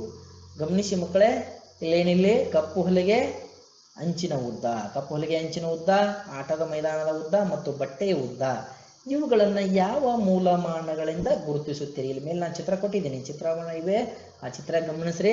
ಇವು ಹಿಂದಿನ ಚಿತ್ರಕ್ಕೂ ಮತ್ತು ಈಗಿನ ಚಿತ್ರ ಗಮನಿಸಿದಾಗ ಅವು ಚಿಕ್ಕ ಚಿಕ್ಕ ಚಿತ್ರಗಳಿದ್ದು ವಸ್ತುಗಳಿದ್ದು, ಈ ವಸ್ತುಗಳೇನಿದೆ ದೊಡ್ಡವೇ. ದೊಡ್ಡ ಅಂದ್ರೆ ಅಳತೆಗಳನ್ನು ಕೂಡ ದೊಡ್ಡ ಆಗಲೇಬೇಕಲ್ವಾ. ಹಾಗಾದ್ರೆ ಇಲ್ಲಿ ಉಪಯೋಗಿಸ್ತಕ್ಕಂಥ ಮೂಲಮಾನ ಯಾವುದು ಅನ್ನಂಗಾಯ್ತು. ಉತ್ತರ ನೋಡೋಣಲ್ವಾ. Okay, ಏನನ್ನಂಗಾಯ್ತು, metre. ಅಲ್ಲಿ ಚಿಕ್ಕ ವಸ್ತುಗಳಿದ್ದಾಗ ಅವುಗಳು ಅಳತೆ ಚಿಕ್ಕದಾಗಿತ್ತು, ಅದನ್ನು ನಾವಿಲ್ಲಿ ಏನು ಮಾಡಿದೆವು, ಸೆಂಟಿಮೀಟರ್ ಉಪಯೋಗಿಸ್ತೀವಿ. ಇಲ್ಲಿ ಅಳತೆಗಳು ಅಳತೆಗಳ ಗಾತ್ರ ಹೆಚ್ಚಾದಂತೆ ದೊಡ್ಡವಾದಂತೆ ಅವುಗಳ ಅಳತೆನೂ ಕೂಡ ಏನಾಗ್ತದೆ ಅಂತಂದ್ರೆ ಗಾತ್ರದಲ್ಲಿ ಹೆಚ್ಚಾಗುತ್ತೆ ಅಂದಂಗ ಅಥವಾ ದೊಡ್ಡದಾಗುತ್ತೆ ಅಂದಾಗ ಅದರ ಅಳತೆ ಏನನ್ನಂಗಾಯ್ತು, ಇವುಗಳನ್ನ ಮೀಟರ್ದಲ್ಲಿ ಅಳತೆ ಮಾಡ್ತೇವೆ. ಇದು ತಮಗೆ ಗೊತ್ತಿರಬೇಕು ವಿದ್ಯಾರ್ಥಿಗಳ. ಹಾಗಾದರೆ ಈಗ ನಾವು ಇಲ್ಲಿ ಕಪ್ಪು ಹೊಲಿಗೆ ಮತ್ತು ನಮ್ಮ ಆಟದ ಮೈದಾನ ಆಗಿರ್ಬೋದು ಅಥವಾ ಈ ರೀತಿಯಾದಂಥ ಬಟ್ಟೆಗಳ ಉದ್ದವನ್ನು ಅಳೆಯಬೇಕಾದಾಗ ನಾವು ಮೀಟರನ್ನು ಉಪಯೋಗಿಸಿದ್ವಿ. ಮಕ್ಕಳೇ, ಇದಕ್ಕಿಂತ ಬಹಳಷ್ಟು ದೂರವನ್ನ, ಬಹಳಷ್ಟು ಅಂತರ, ಒಂದು ಊರಿಂದ ಒಂದು ಊರಿಗೆ ಇರ್ತಕ್ಕಂಥ ಅಂತರ ಆಗಿರ್ಬೋದು, ನಮ್ಮ ಊರಿನಿಂದ ಇನ್ನೊಂದು ಊರಿಗೆ ಆಗಿರ್ಬೋದು, ಅಥವಾ ಒಂದು ಜಿಲ್ಲೆಯಿಂದ ಇನ್ನೊಂದು ಜಿಲ್ಲೆಗೆ ಆಗಿರ್ಬೋದು, ಒಂದು ದೇಶದಿಂದ ಇನ್ನೊಂದು ದೇಶಕ್ಕೆ ಆಗಿರ್ಬೋದು, ಈ ರೀತಿ ಒಂದು ರಾಷ್ಟ್ರದಿಂದ ಇನ್ನೊಂದು ರಾಷ್ಟ್ರಕ್ಕೆ ಆಗಿರ್ಬೋದು. ಈ ಒಂದು ಇವುಗಳ ನಡುವಿನ ಅಂತರವನ್ನು ನಾವು ಗುರುತಿಸಬೇಕಾದ್ರೆ ಏನನ್ನು ಉಪಯೋಗಿಸಬೇಕು, ಹೌದಾ? ಏನು ಉಪಯೋಗಿಸಬೇಕು, ಇದಕ್ಕೂ ಅವುಗಳಿಗೆ ಆದಂಥ ಒಂದು ಸೂಕ್ತ ಮೂಲಮಾಪನ ಏನಿರ್ಬೋದು ಅಥವಾ ಮೂಲಮಾನ ಏನಿರ್ಬೋದು ಅನ್ನೋದು ನಾವು ನೋಡೋಣ. ಎರಡು ನಗರಗಳ ನಡುವಿನ ದೂರ, ಉದಾಹರಣೆಗೆ ಇಲ್ಲಿ ನಾನು ಬೆಂಗಳೂರು ಮತ್ತು ಮುಳುಬಾಗಿಲು ತಗೊಂಡಿದ್ದೀನಿ. ಬೆಂಗಳೂರಿನಿಂದ ಮುಳುಬಾಗಿಲಿಗಿರ್ತಕ್ಕಂಥ ದೂರವೇನು, ಇಲ್ಲಿ ಒಂದು ನಕ್ಷಾಚಿತ್ರವನ್ನು ನಾನು ತೋರಿಸಿದ್ದೀನಿ. ಇಲ್ಲಿ ಶ್ರೀನಿವಾಸಪುರ ಅನ್ನುವಂಥ ನಡು ಊರ ಇದೆ. ಈ ನಡು ಶ್ರೀನಿವಾಸಪುರದ ಈ ಕಡೆ ಬೆಂಗಳೂರಿಗೆ 90 ಕಿಲೋಮೀಟರ್ ಇದೆ, ಈ ಕಡೆ 30 ಕಿಲೋಮೀಟರ್ ಇದೆ. ಹಾಗಾದರೆ ಬೆಂಗಳೂರಿಂದ ಮುಳುಬಾಗಿಲಿಗೆ ಎಷ್ಟಾಕೈತಿ? ಬೆಂಗಳೂರಿಂದ ಮುಳುಬಾಗಿಲು ನೋಡ್ರಿ, ಶ್ರೀನಿವಾಸಪುರ ಮಧ್ಯದಲ್ಲಿದೆ. ಇಲ್ಲಿ ಸುಸ್ವಾಗತ ಶ್ರೀನಿವಾಸಪುರ ಪುರಸಭೆ ಅಂತಿದೆ, ಅಂದ್ರೆ ಶ್ರೀನಿವಾಸಪುರ ಇರೋದು ಈ ಸೆಂಟರ್ದಲ್ಲಿದೆ. ಇಲ್ಲಿಂದ ಬೆಂಗಳೂರು 90 ಕಿಲೋಮೀಟರ್ ಇದೆ, ಶ್ರೀನಿವಾಸಪುರದ ಬೆಂಗಳೂರು 30 ಕಿಲೋಮೀಟರ್ ಇದೆ, ಹೌದಾ? ಹಂಗಾದ್ರೆ ಬೆಂಗಳೂರಿಂದ ಮುಳುಬಾಗಿಲು ಎಷ್ಟಾಕೈತಿ? 120 ಕಿಲೋಮೀಟರ್ ಆಗತ್ತೆ. 90 ಕೂಡಿಸು 30, ಟೋಟಲಿ ಎರಡರ ನಡುವೆ ಇರತಕ್ಕಂಥ ಅಂತರ 90 ಕಿಲೋಮೀಟರ್ ಇದೆ, ಹೌದಾ? ತಮ್ಮ ಅರ್ಥ ಆಗ್ತಾ ಇದೆಯಲ್ಲ?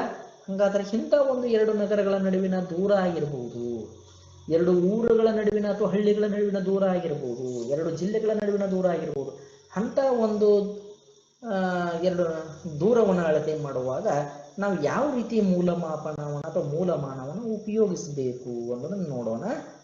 ಹಾಗಾದ್ರೆ ಇವುಗಳನ್ನ ಎದರಿಂದ ಉಪಯೋಗಿಸ್ತೇವೆ ಅನ್ನಂಗಾಯ್ತು? ಕಿಲೋಮೀಟರ್. ಬಹಳಷ್ಟು ದೂರದ ಅಂತರವನ್ನ ಇತ್ತು ಅಂತಂದ್ರೆ ನಾವೇನ್ ಮಾಡ್ಬೇಕಲ್ಲಿ? ಕಿಲೋಮೀಟರ್ನ ಶಾರ್ಟ್ಕಟ್ ಆಗಿ KM ಅಂತ ಇಂಗ್ಲಿಷ್ನಲ್ಲಿ ನಾವೇನ್ ಮಾಡ್ಬೋದು? ಸೂಚಿಸಬಹುದು. ಅಂದ್ರೆ ಚಿಕ್ಕ ವಸ್ತುಗಳ ಅಳತೆಯನ್ನ ನಾವು ಸೆಂಟಿಮೀಟರ್ದಲ್ಲಿ ನೋಡಿದೆವು, ಅದಕ್ಕಿಂತ ಸ್ವಲ್ಪ ದೊಡ್ಡ ವಸ್ತುಗಳ ಅಳತೆಯನ್ನ ಮೀಟರ್ದಲ್ಲಿ ನೋಡಿದೆವು. ಇಲ್ಲಿ ಎರಡು ನಗರಗಳ ನಡುವಿನ ದೂರ ಅಥವಾ ನಿಮ್ಮ ಶಾಲೆಯಿಂದ ನಿಮ್ಮ ಮನೆಗೆ ಇರ್ತಕ್ಕಂಥ ದೂರ ಅಥವಾ ನಿನ್ನ ಮತ್ತು ನಿಮ್ಮ ಸ್ನೇಹಿತನ ಮನೆಗೆ ಇರ್ತಕ್ಕಂಥ ದೂರ, ಈ ರೀತಿ ನೀವು ನೋಡಬೇಕು. ನೋಡಿ ಅವುಗಳನ್ನು ಮೀಟರ್ದಾಗ ಅಳಿತೀವೋ, ಸೆಂಟಿಮೀಟರ್ದಾಗ ಅಳಿತೀವೋ, ಕಿಲೋಮೀಟರ್ದಾಗ ಅಳಿತೀವೋ, ಅವುಗಳ ಮೂಲಮಾಪನ ಏನಾಗ್ತದೆ ಅನ್ನೋದ್ರ ನೀನ್ ಗಮನಿಸಬೇಕು, ಹೌದಾ?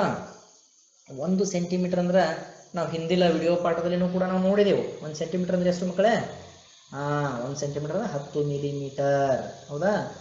1 ಸೆಂಟಿಮೀಟರ್ = 10 ಮಿಲಿಮೀಟರ್ ಅಂದ್ರೆ ಒಂದು 10 ಚಿಕ್ಕ ಚಿಕ್ಕ ಗೆರೆಗಳು ಒಂದು ಅಳತೆ ಪಟ್ಟಿಯಲ್ಲಿ ಸ್ಕೇಲ್ದಲ್ಲಿ ನಾವು ಗಮನಿಸಿದಾಗ 10 ಚಿಕ್ಕ ಚಿಕ್ಕ ಗೆರೆಗಳಿಗೆ ನಾವು ಮಿಲಿಮೀಟರ್ ಅಂತ ಕರಿತೀವಿ. ಒಂದೊಂದು ಗೆರೆಗೆ 1 ಮಿಲಿಮೀಟರ್. 10 ಗೆರೆಗಳಾದವು ಅಂದ್ರೆ 10 ಮಿಲಿಮೀಟರ್ ಆಗುತ್ತೆ. ಅಂತ 10 ಗೆರೆಗಳಿಗೆ 1 ಸೆಂಟಿಮೀಟರ್, 20 ಗೆರೆಗಳಿದ್ರೆ 2 ಸೆಂಟಿಮೀಟರ್, 30 ಗೆರೆಗಳಿದ್ರೆ 3 ಸೆಂಟಿಮೀಟರ್, 40 ಗೆರೆಗಳಿದ್ರೆ 4 ಸೆಂಟಿಮೀಟರ್. ಈ ರೀತಿ ನಾವು ಸೆಂಟಿಮೀಟರ್ ಅನ್ನ 10 ಮಿಲಿಮೀಟರ್ = 1 ಸೆಂಟಿಮೀಟರ್ ಅಂತ ಹೇಳ್ಬೋದು. 1 ಮೀಟರ್ ಅಂದ್ರೆ ಎಷ್ಟು ಸೆಂಟಿಮೀಟರ್? ಇದು ನಮ್ಮ ಗಮನಕ್ಕಿರಬೇಕು. ಯಾಕಂತಂದ್ರೆ ಹಿಂದೆಲ್ಲ ಒಂದು ವಿಡಿಯೋ ಪಾಠದಲ್ಲಿ ನಾವು ನೋಡಿದೆವು 1 ಮೀಟರ್ ಈಕ್ವಲ್ ಟು 100 ಸೆಂಟಿಮೀಟರ್. ಹಾಗಾದರೆ 1 ಕಿಲೋಮೀಟರ್ ಅಂದರೆ ಎಷ್ಟು? ಇದು ವೆರಿ ಇಂಪಾರ್ಟೆಂಟ್, ಪರೀಕ್ಷೆಯಲ್ಲಿ ಕೇಳತಕ್ಕಂಥ ಪ್ರಶ್ನೆನೇ ಇವು. 1 ಕಿಲೋಮೀಟರ್ಗೆ ಎಷ್ಟು ಮೀಟರ್ಗಳಿರುತ್ತವೆ ಅಂತ ಕೇಳ್ತಾನೆ. 1000 ಮೀಟರ್ಗಳು. ಅಂದರೆ 1000 ಮೀಟರ್ಗೆ ಎಷ್ಟು ಕಿಲೋಮೀಟರ್ ಅನ್ನಂಗಾಯ್ತು? 1000 ಮೀಟರ್ಗೆ ಎಷ್ಟು ಕಿಲೋಮೀಟರ್? 1 ಕಿಲೋಮೀಟರ್. 2000ಕ್ಕೆ 2 ಕಿಲೋಮೀಟರ್, 3000ಕ್ಕೆ 3 ಕಿಲೋಮೀಟರ್, 4000ಕ್ಕೆ 4 ಕಿಲೋಮೀಟರ್, 5000ಕ್ಕೆ 5 ಕಿಲೋಮೀಟರ್. ಅದಕ್ಕೆ ಗೊತ್ತಿರಲಿ ತಮಗೆ 1 kilometre equal to 1000 metre, 1000 metre equal to 1 kilometre. ಇದು ತಮ್ಮ ಗಮನಕ್ಕಿರಬೇಕು. ಈ ರೀತಿಯಲ್ಲಿ ನಾವು ಮಿಲಿಮೀಟರ್ನ ಅಳತೆ ಮಾಡುವಾಗ ಈ ರೀತಿಯಾದಂಥ ಟೇಪನ್ನು ಏನು ಮಾಡಬಹುದು? ಉಪಯೋಗಿಸಬಹುದು. ಉದ್ದಳತೆಗಳನ್ನು ಅಂದಾಜು ಮಾಡುವುದು. ಉದ್ದಳತೆಗಳನ್ನು ಹೇಗೆ ಅಂದಾಜು ಮಾಡುವುದನ್ನು ನೋಡೋಣ. ಉದಾಹರಣೆಗೆ ಇಲ್ಲಿ ಕೆಲವಿಷ್ಟನ್ನ ಸನ್ನಿವೇಶಗಳನ್ನು ನಾವು ಕೊಟ್ಟಿದ್ದೇವೆ. ನಿತ್ಯ ಜೀವನದ ಅನೇಕ ಸನ್ನಿವೇಶಗಳಲ್ಲಿ ಉದ್ದಳತೆಗಳನ್ನು ನಿಖರವಾಗಿ ಹೇಳದೆ ಆ ಅಳತೆಗೆ ಸ್ವಲ್ಪ ಹೆಚ್ಚು ಅಥವಾ ಕಡಿಮೆ ಇರುವಂತೆ ಹೇಳುವುದನ್ನು ಗಮನಿಸಿರುತ್ತೀರಿ. ಹೌದಾ? ನಾವು ನಮ್ಮ ಮನೆಗೆ ಮತ್ತು ನಮ್ಮ ಸ್ನೇಹಿತರ ಮನೆಗೆ ಇರ್ತಕ್ಕಂಥ ಅಂತರವನ್ನು ಎಷ್ಟು ಆಗ್ಬೋದು ಅಂದರೆ ಸೀದಾ ಹೇಳಬೇಕಂದ್ರೆ ಮೀಟರ್ದಲ್ಲಿ ಆಗ್ಬೋದು. ಹೌದಾ? ಇಷ್ಟು ಮೀಟರ್ ಅಂತ ಅಂದಾಜು ಮಾಡಿರ್ತೇವೆ. ಮತ್ತು ನಿನ್ನ ಶಾಲೆಗೆ ಮತ್ತು ನಿನ್ನ ಮನೆಗೆ ಇರ್ತಕ್ಕಂಥ ಅಂತರ ಅಂದಾಗ ಅದನ್ನು ಕೂಡ ಅಂದಾಜಾಗಿನ ಇಷ್ಟು ಮೀಟರ್ ಆಗ್ತದೋ ಅಥವಾ ಅರ್ಧ ಕಿಲೋಮೀಟರ್ ಆಗ್ತದೋ, ಕಿಲೋಮೀಟರ್ ಅಂತ ಹೇಳ್ಬೋದು. ದೇವಸ್ಥಾನಕ್ಕೆ ಮತ್ತು ನಿಮ್ಮ ಮನೆಗೆ ಇರ್ತಕ್ಕಂಥ ಅಂತರ ಅಂದಾಗ ಅದನ್ನು ಕೂಡ ಒಂದು ಅಂದಾಜವಾಗಿ ಊಹಿಸಿ ನಾವು ಏನು ಮಾಡ್ಬೋದು ಅಂದರೆ ಹೇಳ್ಬೋದು. ಈಗ ನೀ ಇಲ್ಲೇ ಕುಂತ ಬೆಂಗಳೂರು ಎಷ್ಟು ಕಿಲೋಮೀಟರ್ ಆಗ್ಬೋದು, ಬಿಜಾಪುರ ಎಷ್ಟು ಕಿಲೋಮೀಟರ್ ಆಗ್ಬೋದು ಅಂತ ನಾವು ಅಂದಾಜು ಮಾಡಿ ಹೇಳ್ಬೋದಲ್ಲ. ಆ ರೀತಿ ಉದಾಹರಣೆಗಳನ್ನು ನೋಡೋಣ. ಇಲ್ಲಿ ಮನೆಯಿಂದ ಶಾಲೆಗಿರುವ ದೂರ ನೀನು ಅಂದಾಜು ಮಾಡಿ ನಿನ್ನ ಮನೆಯಿಂದ ಶಾಲೆಗೆ ಎಷ್ಟು ದೂರ ಐತಿ ಅಂದಾಜು ಮಾಡಿ ಬರಿಬೇಕು. ಅದೇ ರೀತಿ ಮನೆಯಿಂದ ನಿನ್ನ ಸ್ನೇಹಿತನ ಮನೆಗಿರುವ ದೂರ ಎಷ್ಟು, ಮನೆಯಿಂದ ನಿನ್ನ ಗೆಳೆಯನ ಮನೆಗಿರ್ತಕ್ಕಂಥ ದೂರ ಎಷ್ಟು ಅನ್ನೋದನ್ನ ಅಂದಾಜು ಮಾಡಿ ಬರಿತೀಯಲ್ಲ, ಬರಿ. ಅದೇ ರೀತಿ ಮನೆಯಿಂದ ಬಸ್ ನಿಲ್ದಾಣಕ್ಕಿರುವ ದೂರ, ಇದನ್ನು ಕೂಡ ನಾವು ಅಂದಾಜು ಮಾಡಿ ಹೇಳ್ಬೋದು. ಅಂದ್ರೆ ನಮ್ಮ ಮನೆಯಿಂದ ಬಸ್ ಸ್ಟ್ಯಾಂಡ್ಗೆ ಇರ್ತಕ್ಕಂಥ ಅಥವಾ ಬಸ್ ನಿಲ್ದಾಣಕ್ಕೆ ಇರ್ತಕ್ಕಂಥ ದೂರ ಎಷ್ಟು, ಇದನ್ನು ಕೂಡ ನೀವು ಅಂದಾಜು ಮಾಡಿ ಬರೀತಿರಲ್ಲ ಮಕ್ಕಳೇ, ಬರೀರಿ. ಓಕೆ, ಬರ್ಕೊಂಬರಿ ನೋಡೋಣ ನಾಳೆಗೆ. ಅದೇ ರೀತಿಯಾಗಿ ನಿಮ್ಮೂರಿನಿಂದ ಬೆಂಗಳೂರಿಗಿರುವ ದೂರ. ಈಗ ನಿಮ್ಮ ಊರಾಗದಿಯಪ್ಪ ನೀ ಕುಂತಿ, ಅಲ್ಲಿಂದ ಬೆಂಗಳೂರಿಗೆ ಎಷ್ಟು ದೂರ ಆಗ್ಬೋದು. ಅಥವಾ ನೀನು ಹಳ್ಳಿ ಒಳಗದಿ, ನಿನ್ನ ಜಿಲ್ಲೆಗಿರ್ತಕ್ಕಂಥ ದೂರ ಎಷ್ಟು, ನಿನ್ನ ತಾಲೂಕಿಗಿರ್ತಕ್ಕಂಥ ದೂರ ಎಷ್ಟು. ಈ ರೀತಿ ನೀನು ಏನು ಮಾಡ್ಬೋದು? ಅಂದಾಜು ಮಾಡಿ ಬರೀಬೋದು. ನಿಮ್ಮ ಊರಿನಿಂದ ಬೆಂಗಳೂರಿಗೆ ಇರ್ತಕ್ಕಂಥ ದೂರವನ್ನು ಬರೀತೀಯಲ್ಲ. ಓಕೆ, ನನ್ನ ಊರಿನಿಂದ ಬೆಂಗಳೂರಿಗೆ ಎಷ್ಟು ಕಿಲೋಮೀಟರ್ ಇದೆ ಅಂದರೆ 800 ಕಿಲೋಮೀಟರ್ ಇದೆ. ಹಾಗಾದ್ರೆ ನಿನ್ನ ಊರಿನಿಂದ ಬೆಂಗಳೂರಿಗೆ ಎಷ್ಟಿದೆ ಬರ್ಕೊಂಡು ಬರ್ತೀಯ ನೋಡೋಣ. ಹಾಗಾದ್ರೆ ಮುಂದೆ ಖಂಡಿತ ಬರ್ಕೊಂಡು ಬರ್ತೀರಿ ಅಂತ ತಿಳ್ಕೊಂಡಿದ್ದೀನಿ ನಾನು ವಿದ್ಯಾರ್ಥಿಗಳ. ಇಲ್ಲಿವರೆಗೆ ನಾವು ಏನಪ್ಪ ಅಂದ್ರೆ ಉದ್ದದ ಸಂಕಲನ ಮಾಡಿದೆವು, ಉದ್ದದ ವ್ಯವಕಲನ ಮಾಡಿದೆವು, ಉದ್ದವನ್ನು ಅಂದಾಜು ಮಾಡಿದೆವು. ಅವುಗಳನ್ನು ಉದಾಹರಣೆ ಮೂಲಕ ಅಥವಾ ಸಮಸ್ಯೆಗಳ ಮೂಲಕ ತಿಳಿದುಕೊಂಡಿದ್ದೇವೆ ವಿದ್ಯಾರ್ಥಿಗಳೇ. ಹಾಗಾದರೆ ಈ ವಿಡಿಯೋ ಪಾಠವನ್ನು ಮುಗಿಸೋದಕ್ಕಿಂತ ಪೂರ್ವದಲ್ಲಿ ನಿಮಗೆ ಕೆಲವಿಷ್ಟು ಮನೆಗೆಲಸವನ್ನು ಹೋಮ್ವರ್ಕನ್ನು ಕೊಡ್ತೀನಿ, ಮಾಡ್ಕೊಂಡು ಬರ್ತೀರಲ್ಲ. ಓಕೆ, ಬರ್ಕೊಳ್ರಿ ಮನೆಗೆಲಸ. ಹೋಮ್ವರ್ಕ್ ಬರ್ಕೋತೀರಾ? ಎಲ್ಲರೂ ತಗೊಳ್ರಿ, ನೋಟ್ಬುಕ್ ಪೆನ್ನು ತಗೊಳ್ರಿ, ಬರ್ಕೊಳ್ರಿ. ಓಕೆ, ಒಂದನೇದ್ದು 250 ಮೀಟರ್ ಕೂಡಿಸು 114 ಮೀಟರ್. ಇದು ಕೂಡಿಸಿದ್ರೆ ಎಷ್ಟು ಉತ್ತರ ಆಗುತ್ತೆ ಬರ್ಕೊಂಡು ಬರ್ತೀರಾ? ನಾಳೆ ಮಾಡ್ಕೊಂಡು ಬರ್ತೀರಾ ಈ ಸಮಸ್ಯೆನ? ಓಕೆ, ಎರಡನೇದ್ದು 22 ಮೀಟರ್ 10 ಸೆಂಟಿಮೀಟರ್ ಕೂಡಿಸು 14 ಮೀಟರ್ 6 ಸೆಂಟಿಮೀಟರ್. ಇದಕ್ಕೆ ಉತ್ತರ ಎಷ್ಟಾಗತ್ತೆ ಅಂತ ಹೇಳಿ ನೀವು ಕೂಡಿಸಿ ಹೇಳ್ತೀರಲ್ಲ, ಇಲ್ಲಿ ಮಾಡ್ಕೊಂಡು ಬರ್ತೀರಲ್ಲ. ಓಕೆ, ಮುಂದಿನ ಲೆಕ್ಕ ಬರ್ಕೊಳ್ರಿ. ಮೂರನೇ ಲೆಕ್ಕ ಬರ್ಕೊಳ್ರಿ. ಮೇರಿಯ ಬಳಿಯ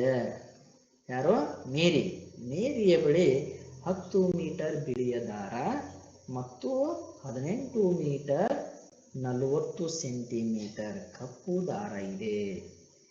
ಮೇರಿಯ ಬಳಿಯ ಇರುವ ಒಟ್ಟು ದಾರದ ಉದ್ದವೆಷ್ಟು? ಮಾಡ್ಕೊಂಡು ಬರ್ತೀರಿ ಲೆಕ್ಕ. ಓಕೆ, ಮುಂದೆ ಲೆಕ್ಕ ಬರ್ಕೊಳ್ರಿ. ಮತ್ತೆ 4ನೇ ಲೆಕ್ಕ 94 ಸೆಂಟಿಮೀಟರ್ ಕಳೆ ಅಥವಾ ಮೈನಸ್ 88 ಸೆಂಟಿಮೀಟರ್. 94 ಸೆಂಟಿಮೀಟರಲ್ಲಿ ಮೈನಸ್ 88 ಸೆಂಟಿಮೀಟರ್ ಅಥವಾ 88 ಸೆಂಟಿಮೀಟರ್ ವ್ಯತ್ಯಾಸ ಮಾಡಿದರೆ ಎಷ್ಟು ಬರುತ್ತೆ ಅನ್ನೋದು ಮಾಡಿ ಮನೆಯಲ್ಲಿ ಲೆಕ್ಕ. 5ನೇದ್ದು 97 ಮೀಟರ್ 44 ಸೆಂಟಿಮೀಟರ್. ಇದರಲ್ಲಿ ಮೈನಸ್ 54 ಮೀಟರ್ 32 ಸೆಂಟಿಮೀಟರ್, ಅಂದರೆ 54 ಮೀಟರ್ ಮತ್ತು 32 ಸೆಂಟಿಮೀಟರ್ನ ಮೇಲಿದರಲ್ಲಿ ಕಳಿಬೇಕು. ಕಳೆದಾಗ ಉತ್ತರ ಎಷ್ಟು ಬರ್ತದೆ ಅನ್ನೋದನ್ನ ಹೇಳಬೇಕು. ಮಾಡ್ಕೊಂಡು ಬರ್ತಿರಲ್ಲ ವಿದ್ಯಾರ್ಥಿಗಳೇ. ಅದೇ ರೀತಿಯಾಗಿ ಇನ್ನೊಂದು ನಿಮಗೆ ಒಂದು ಕೋಷ್ಟಕದ ಮೂಲಕ ಮತ್ತೊಂದು ಸಮಸ್ಯೆಯನ್ನು ಇಲ್ಲೊಂದು ಸಮಸ್ಯೆಯನ್ನು ನಾನು ಕೊಡ್ತಾ ಇದ್ದೀನಿ. 6ನೇ ಸಮಸ್ಯೆ. ಒಂದು ಬಟ್ಟೆಯ ತಾಣಿನಲ್ಲಿ, ಇಲ್ಲಿ ಬಟ್ಟೆ ಅಂಗಡಿ ಚಿತ್ರ ಕಾಣ್ತಾ ಇದೆಯಲ್ಲ, ಇಲ್ಲೊಂದು ಕೆಳಗಡೆ ಒಂದು ತಾವು ಗಮನಿಸಬೇಕು. ಇವು ಬಟ್ಟೆ ಅಂಗಡಿ. ಇಲ್ಲಿ ರಸ್ತೆ ಬದಿಯಲ್ಲೇ ವ್ಯಾಪಾರ ಮಾಡ್ತಕ್ಕಂಥ ಬಟ್ಟೆ ವ್ಯಾಪಾರಿ ಇವನು. ಬಟ್ಟೆ ವ್ಯಾಪಾರಿ ಮಾಡ್ತಕ್ಕಂಥ ಬಟ್ಟೆಯನ್ನು ವ್ಯಾಪಾರಿ ಮಾಡ್ತಕ್ಕಂಥ ಬಟ್ಟೆ ವ್ಯಾಪಾರಿ. ಸಂತೆಯಲ್ಲಿ ನೋಡಿರ್ಬೋದು ನೀವು, ಸಂತೆಗೆ ಹೋದಾಗ ರಸ್ತೆ ಪಕ್ಕದಲ್ಲಿ ಕುಳಿತುಕೊಂಡು ಈ ರೀತಿ ಬಟ್ಟೆಯನ್ನು ಏನು ಮಾಡ್ತಿರ್ತಾರೆ, ಮಾರ್ತಿರ್ತಾರೆ. ಅವನು 1 ಮೀಟರ್ ಪಟ್ಟಿಯನ್ನು ಹಿಡಿದು ಬಟ್ಟೆಯನ್ನು ಅಳತೆ ಮಾಡಿ ಕಟ್ ಮಾಡ್ಕೊಳ್ತಕ್ಕಂಥದ್ದು. ಅದೇ ರೀತಿ ನೀವು ದೊಡ್ಡ ದೊಡ್ಡ ಅಂಗಡಿಗಳಿಗೆ, ಮಹಲ್ಗಳಲ್ಲಿ ಹೋದಾಗ ಬಟ್ಟೆ ವ್ಯಾಪಾರಿಯ ಅಂಗಡಿ ಒಂದು ಏನಪ್ಪ ಅಂದ್ರೆ ನಮಗೆ ಸೀನ್ ಈ ರೀತಿಯಾಗಿ ದೃಶ್ಯ ಕಾಣ್ತಾ ಇದೆ. ಇಲ್ಲಿ ಕೂಡ ಬಟ್ಟೆಯನ್ನು ಮೀಟರ್ ಪಟ್ಟಿಯಿಂದ ಹಿಡಿದು ಅಳತೆ ಮಾಡಿ ಕಟ್ ಮಾಡ್ತಾ ಇದ್ದಾರೆ. ಅದಕ್ಕೆ ತಕ್ಕಂತೆ ಸಮಸ್ಯೆಯನ್ನು ಕೊಟ್ಟಿದ್ದೀನಿ ಇಲ್ಲಿ.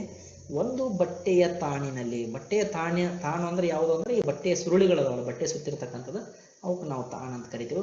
ತಾಣಿನಲ್ಲಿ 125 ಮೀಟರ್ 80 ಸೆಂಟಿಮೀಟರ್ ಬಟ್ಟೆ ಇದೆ. ಇದರಿಂದ 70 ಮೀಟರ್ 30 ಸೆಂಟಿಮೀಟರ್ ಕತ್ತರಿಸಿ ತೆಗೆದರೆ, ಅಂದರೆ ಅವನು ಒಂದು ಬಟ್ಟೆಯ ತಾಣಿನಲ್ಲಿ 125 ಮೀಟರ್ 80 ಸೆಂಟಿಮೀಟರ್ ಬಟ್ಟೆ ಇದೆ. 70 ಮೀಟರ್ ಮತ್ತು 30 ಸೆಂಟಿಮೀಟರ್ ಏನು ಮಾಡಿದ್ದಾರೆ, ಮಾರಾಟ ಮಾಡಿದ್ದಾರೆ, ಅಂದರೆ ಕಟ್ ಮಾಡಿ ಕತ್ತರಿಸಿ ಮಾರಿದ್ದಾರೆ. ಹಾಗಾದರೆ ತೆಗೆದರೆ ತಾಣಿನಲ್ಲಿ, ಬಟ್ಟೆಯ ತಾಣಿನಲ್ಲಿ ಉಳಿಯುವ ಬಟ್ಟೆಯ ಉದ್ದವೆಷ್ಟು? ಹಾಗಾದರೆ ಈ ಸಮಸ್ಯೆ ಮಾಡ್ತಿರಲ್ಲ ಮಕ್ಕಳೇ, ಹಿಂದಿನಂಥ ಸಮಸ್ಯೆಗಳನ್ನು ಬಿಡಿಸಿದೆವು, ಇದನ್ನು ಮಾಡ್ಕೊಂಡು ಬರ್ತೀರಲ್ಲ. ಓಕೆ, ಮಾಡ್ಕೊಂಡು ಬರೀ. ಗುಡ್. 7ನೇ ಸಮಸ್ಯೆ. 1 ಕಿಲೋಮೀಟರ್ = ಎಷ್ಟು ಮೀಟರ್? 1 ಕಿಲೋಮೀಟರ್ದಲ್ಲಿ ಎಷ್ಟು ಮೀಟರ್ ಇರ್ತಾವೆ ಅನ್ನೋದನ್ನ ನೀವು ಏನು ಮಾಡಬೇಕು, ಬರ್ಕೊಂಡ್ಬರ್ಬೇಕು. 1 ಕಿಲೋಮೀಟರ್ = ಎಷ್ಟು ಮೀಟರ್ ಬಿಟ್ಟು ಸ್ಥಳವನ್ನು ತುಂಬ್ಕೊಂಡು ಬನ್ನಿ. ಓಕೆ, ಮುಂದಿನ ಸಮಸ್ಯೆ ನೋಡೋಣ.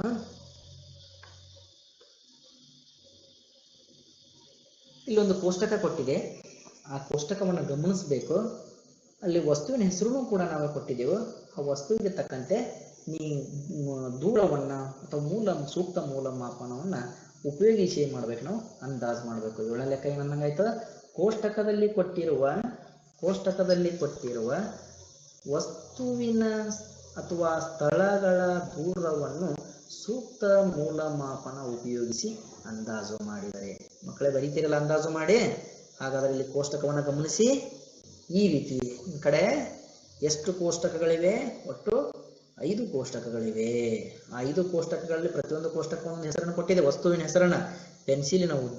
ಪೆನ್ಸಿಲಿನ ಉದ್ದವನ್ನು ಸೆಂಟಿಮೀಟರ್ದಲ್ಲಿ ಎಳಿತೀವೋ, ಮೀಟರ್ದಲ್ಲಿ ಎಳಿತೀವೋ, ಅಥವಾ ಕಿಲೋಮೀಟರ್ದಲ್ಲಿ ಎಳಿತೀವೋ, ಅದಕ್ಕೆ ನೀನು ಯಾವ ಮೂಲಮಾನವನ್ನು ಉಪಯೋಗಿಸಿ ಅದನ್ನು ಅಂದಾಜು ಮಾಡಿ ಕೋಷ್ಟಕದಲ್ಲಿ ಉತ್ತರವನ್ನು ತುಂಬಬೇಕು. ಅಥವಾ ನೀ ಯಾವ ಒಂದು ಮೂಲಮಾನ ಉಪಯೋಗಿಸ್ತಿ ಆ ಕೋಷ್ಟಕದಲ್ಲಿ ರೈಟ್ ಹೊಡಿಬೇಕು, ರೈಟ್ ಮಾರ್ಕನ್ನು. ಹೌದಾ? ಅದೇ ರೀತಿ ನಿನ್ನ ತರಗತಿಯ ಕೊಠಡಿಯ ಗೋಡೆಯ ಎತ್ತರ, ಇದನ್ನು ನೀನು ಗೋಡೆ ಎತ್ತರನ ಸೆಂಟಿಮೀಟರು ಅಥವಾ ಮೀಟರು ಅಥವಾ ಕಿಲೋಮೀಟರ್ ಉಪಯೋಗಿಸ್ತೀನಿ ಅನ್ನೋದು ನಾನು ಬರೀಬೇಕು. ನಿನ್ನ ಗಣಿತ ಪುಸ್ತಕದ ಒಂದು ಅಂಚಿನ ಉದ್ದ, ಗಣಿತ ಪುಸ್ತಕ ಐತಲ್ಲ ಅಂದ್ರೆ ಅದು ಉದ್ದ ಎಷ್ಟು ಅಥವಾ ಅಗಲ ಎಷ್ಟು, ಆ ಅಂಚಿನ ಉದ್ದವನ್ನು ನೀ ಎದರಾಗ ಅಂದಾಜು ಮಾಡ್ತಿದ್ದಿ?